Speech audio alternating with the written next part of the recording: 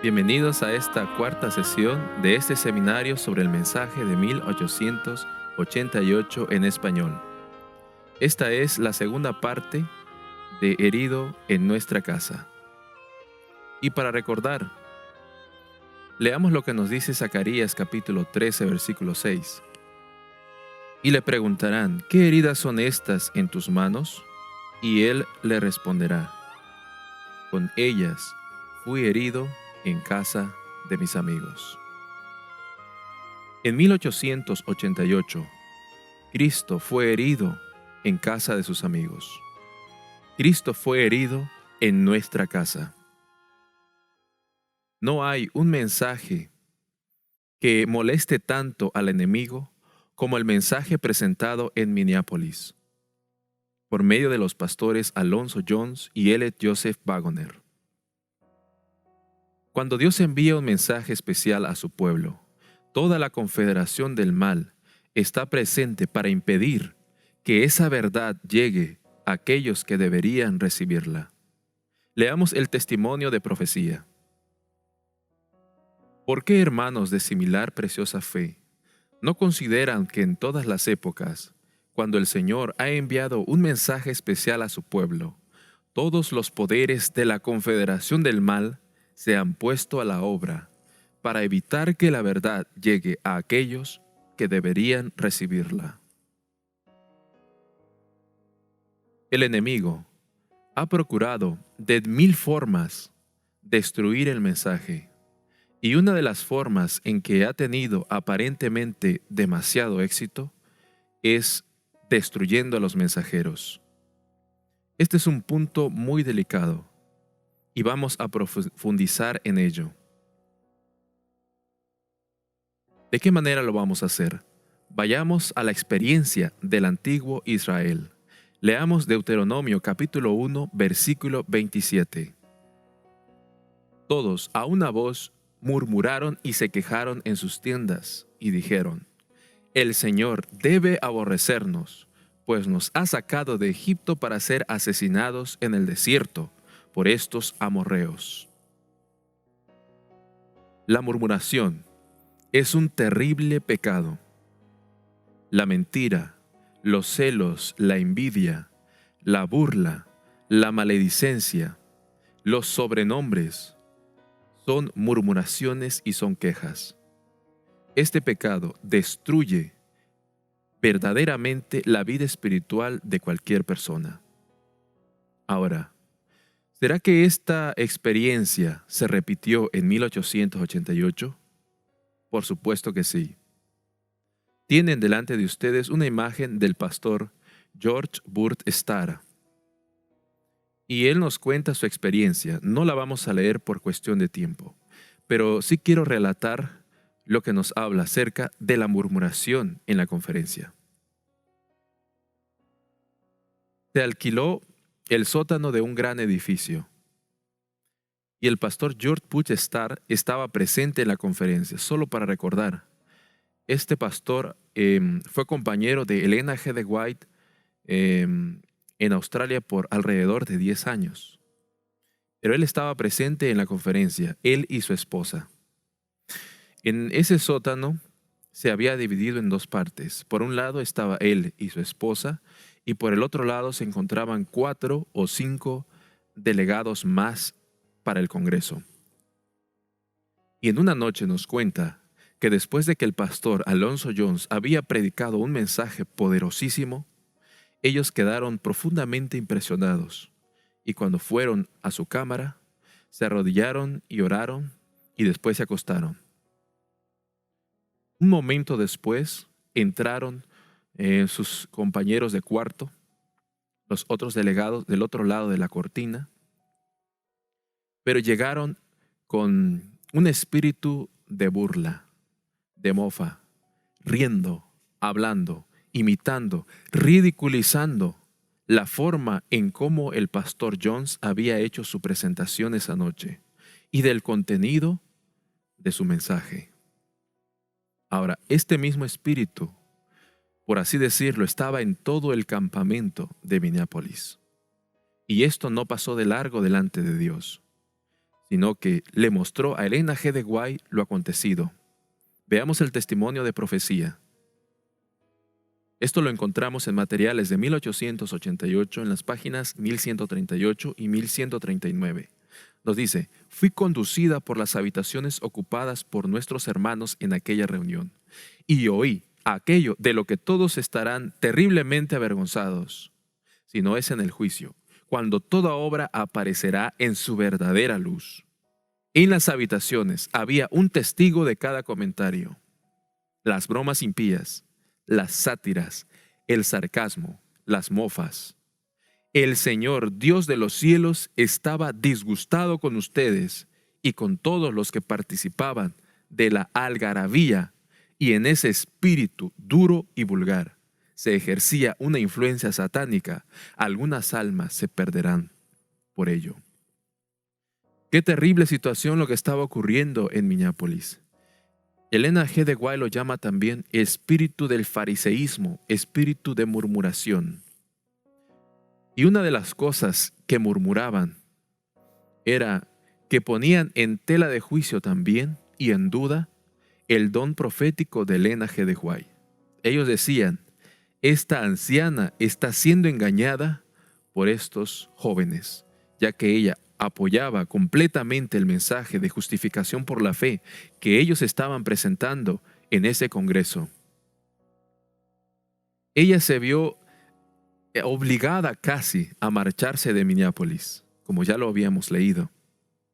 Pero ahora voy a leer a continuación una carta. Es un poco larga, pero no quise omitir ningún detalle porque creo que todo es importante para mencionar. Cómo ella se sentía y cómo ella veía retrospectivamente su experiencia en Minneapolis. Esta fue escrita en 1892. Nos dice lo siguiente: cuando me propuse dejar Minneapolis, el ángel del Señor se paró a mi lado y dijo: no, eso no. Dios tiene una obra que debes hacer en este lugar. La gente está repitiendo la rebelión de Coré, Datán y Abiram. Te he colocado en el lugar apropiado, que quienes no están en la luz no reconocerán, no escucharán tu testimonio, pero yo estaré contigo. Mi gracia y mi poder te sostendrán. No es a ti a quienes desprecian, sino a los mensajeros y al mensaje que yo envié a mi pueblo. Han mostrado desdén por la palabra del Señor. Satanás ha enceguecido sus ojos y ha pervertido su juicio, y a menos que cada alma se arrepienta de su pecado, esta independencia no santificada está insultando, y esto es muy importante, está insultando al Espíritu de Dios, y caminarán en oscuridad. Quitaré el candelabro de su lugar a menos que se arrepientan y se conviertan, para que lo sane. Han oscurecido su visión espiritual, porque tienen un espíritu de burla y disgusto hacia su palabra. Diariamente practican la liviandad, las bromas, la frivolidad, caminan en las chispas de su propio fuego, y a menos que se arrepientan, morirán con tristeza. Nunca antes he visto entre nuestro pueblo tan firme complacencia propia e indisposición para aceptar y reconocer la luz como la que se manifestó en Minneapolis. Se me ha mostrado que ninguno del grupo que atesoró el Espíritu manifestado en esa reunión tendría nuevamente luz clara como para discernir la hermosura de la verdad enviada del cielo, hasta que humillara su orgullo y confesara que no estaba dominado por el Espíritu de Dios, sino que su mente y su corazón estaba lleno de prejuicios. El Señor deseaba estar cerca de ellos para bendecirlos y sanarlos de su apostasía, pero ellos no escucharon. Estaban poseídos por el mismo espíritu que inspiró a Coré, Datán y Abiram, escrito en 1892. Algo muy importante aquí: se despreció al Espíritu de Dios, y nos dice que Dios dijo: quitaré mi candelabro de su lugar a menos que se arrepientan. Si recordamos, el candelabro contenía el aceite del Espíritu Santo.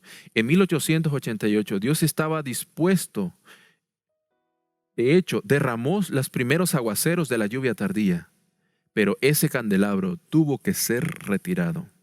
Esto no significa que Dios nos ha abandonado, pero nos hace una invitación A menos que se arrepienta, Dios volverá a colocar el candelabro en su lugar. Todas estas cosas que acontecieron en Minneapolis quedaron escritas en el libro de la memoria de Dios. Veamos esta declaración de Elena G. de White. Fue escrita a O.A. Olsen el 31 de mayo de 1896. El enemigo consiguió que las cosas estuvieran bastante a su manera en el Congreso de Minneapolis. Todos los que se congregaron en esa reunión tuvieron la oportunidad de colocarse del lado de la verdad al recibir al Espíritu Santo, que fue enviado por Dios en una rica corriente de amor y misericordia. Las escenas ocurridas en esa reunión hicieron avergonzarse al Dios del cielo de llamar hermanos a quienes tomaron parte de ellas. Todo esto lo vio el observador celestial y está escrito en el libro de las memorias de Dios. Qué triste situación. Qué situación tan polémica, podemos decirlo así. Pero Dios, repito, está dispuesto a colocar el candelabro en su lugar. Ahora, pasemos a otro punto. Algunos dicen que Alonzo Jones y Elliot Joseph Wagoner cayeron en tentación. Cayeron bajo la influencia impía y pecaron. Muchas de las cosas que se dice acerca de ellos no son ciertas. Lo que sí es cierto es que Alonzo Jones sí se apartó de la iglesia, pero fueron por problemas personales con algunos hermanos, y no necesariamente él era culpable de ello. Algunos dicen que enseñó la carne santa. Él no enseñó la carne santa. Él hablaba de perfección de carácter, no perfección de carne. Ahora, Elliot Joseph Wagoner, sí es cierto que tuvo un trágico fracaso personal familiar. También es cierto que se unió al Dr. Kellogg en su apostasía. Y quizás en algunos escritos posteriores estuvo enseñando acerca del panteísmo, pero los libros que presenté anteriormente están libres de toda esta contaminación. Ahora, veamos lo que nos tiene que decir Elena G. de White con respecto a esto. Si el mensaje que estos mensajeros estaban predicando era verdadero, ¿por qué no les sirvió a ellos? Veamos lo que nos dice Elena G. de White. Si los mensajeros, tras haber permanecido valientemente por la verdad durante un tiempo, cayeran bajo la tentación y deshonraran a aquel que les había encomendado su obra, ¿probaría eso que el mensaje no era verdadero? Y veamos la respuesta que nos da. No, pues la Biblia es precisa a la ley y al testimonio. Si no dijeren conforme a esto, es porque no les ha amanecido. El pecado por parte de los mensajeros de Dios haría alegrar a Satanás, y triunfarían quienes rechazaron mensaje y mensajero. Pero eso en ningún modo exculparía a los responsables del rechazo del mensaje de Dios. Manuscritos Liberados, volumen 16, página 107. Otra, en la carta S24, 1892. Es muy posible que los pastores Jones y Wagoner puedan ser derrotados por las tentaciones del enemigo, pero de ocurrir así, eso no probaría que no habían recibido el mensaje de Dios, ni que toda su obra hubiese sido un error. El mensaje que Dios envió por medio de Alonzo Jones y Elliot Joseph Wagoner a la conferencia general es el mensaje preciosísimo que Dios quiso enviar a su pueblo. Pero si estos mensajeros cayeran bajo la tentación, eso no probaría que el mensaje era erróneo. El mensaje venía de parte de Dios, pues Dios en su gran misericordia envió este preciosísimo mensaje. En 1905, Elena G. de White le envió una carta al pastor Alonzo Jones. Veamos lo que nos dice. Anciano Alonzo Jones, Dios llama a salir de las ciudades y dar el último mensaje de advertencia. Mira a Dios por tu apoyo a medida que avanzas. Llama a las personas a unirse y ciertamente no trabajarás en vano. Deja que la verdad salga como lámpara ardiente. Ya no limites tus esfuerzos a un solo lugar que se celebre donde tú estás. Una convocatoria solemne, que haya una renuncia de sí mismo a Dios. Mantén firme el principio de tu fe hasta el final. No dejes que tu fe vacile. Avance con fe y trabaje. Ten tus carteles y predica el Evangelio. Todavía hasta 1905, Elena G. de White insta al pastor Alonzo Jones a predicar el Evangelio. Toma tus carteles y predica el Evangelio. No te limites a un solo lugar. Ve, junta a los hermanos, reúnelos, salgan a las ciudades y prediquen el mensaje de justificación por la fe. Aunque Alonzo Jones no obedeció a este mandato, algunos dicen, Alonzo Jones y él es Joseph Waggoner se perderán. Yo creo que solo el juicio le corresponde a Dios. Incluso me hace recordar lo que sucedió en el antiguo Israel. Solo Caleb y Josué, de toda esa generación que rechazó el mensaje de entrar a Canaán terrenal, solo ellos pudieron entrar en la generación posterior. Ahora, ¿qué sucedió al final de sus vidas? Recordemos que él es Joseph Waggoner, murió en 1916 y el pastor Alonzo Jones casi una década después.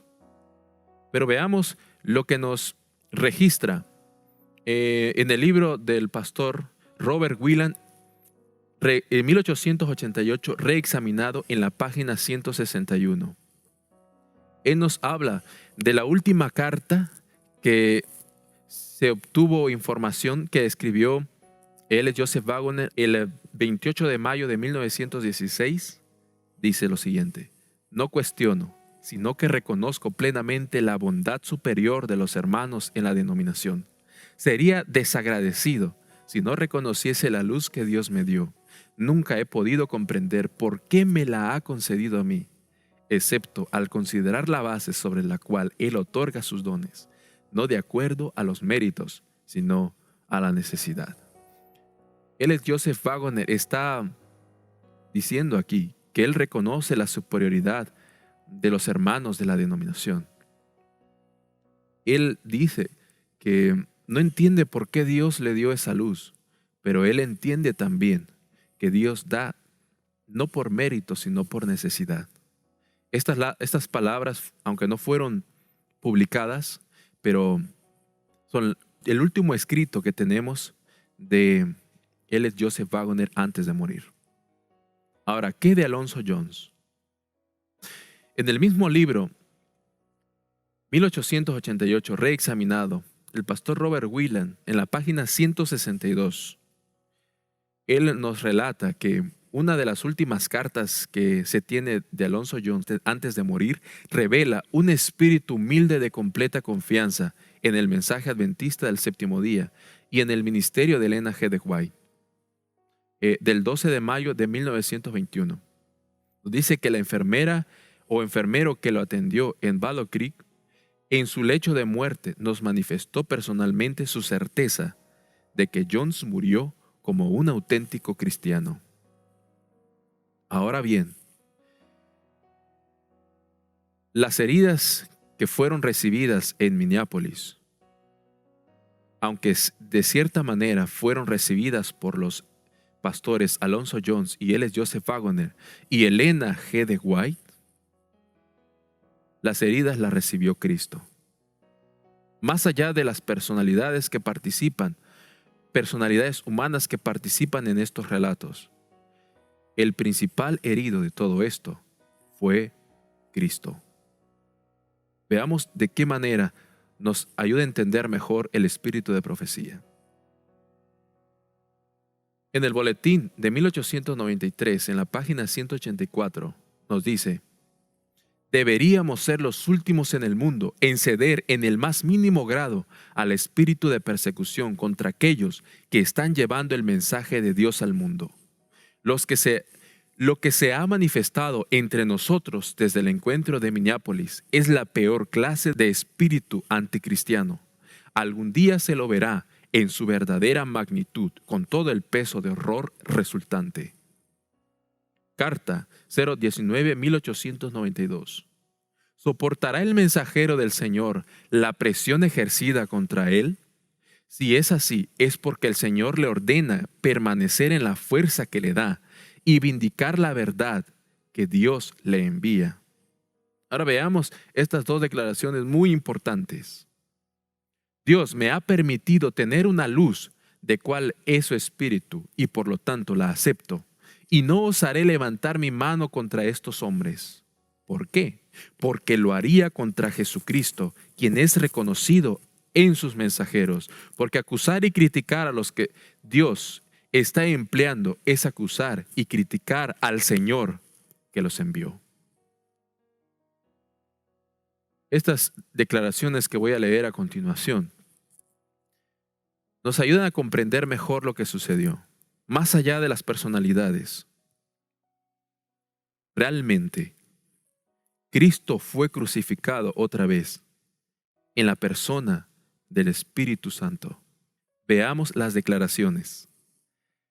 16 de enero de 1893 nos dice: todo el universo del cielo presenció el desgraciado tratamiento que se le dio a Jesucristo, representado por el Espíritu Santo. Si Cristo hubiera estado ante ellos, notemos bien las palabras que está utilizando. Si Cristo hubiera estado ante ellos, lo hubieran tratado de manera similar a la forma en que los judíos trataron a Cristo. El mismo espíritu que mostraron los que rechazaron a Cristo inflama sus corazones. Y si hubieran vivido en los días de Cristo, hubieran actuado con Él de manera similar a la de los judíos incrédulos y impíos. Helena G. de White está haciendo una comparación del espíritu de Minneapolis en 1888 con el espíritu de los judíos cuando Cristo estuvo en esta tierra. Los judíos crucificaron a Cristo en su cuerpo, pero en 1888 Cristo fue crucificado nuevamente en la persona del Espíritu Santo, porque fue al Espíritu Santo que maltrataron y despreciaron. Ahora Dios no ha abandonado a su pueblo. Hay un remedio que Dios tiene para su pueblo, y es el mensaje del testigo fiel y verdadero, el testimonio directo para la iglesia de la Odisea. En nuestra próxima sesión comenzaremos a estudiar ese mensaje, ese remedio que Dios le da a su pueblo que lo despreció en 1888. Sé pues celoso y arrepiéntete.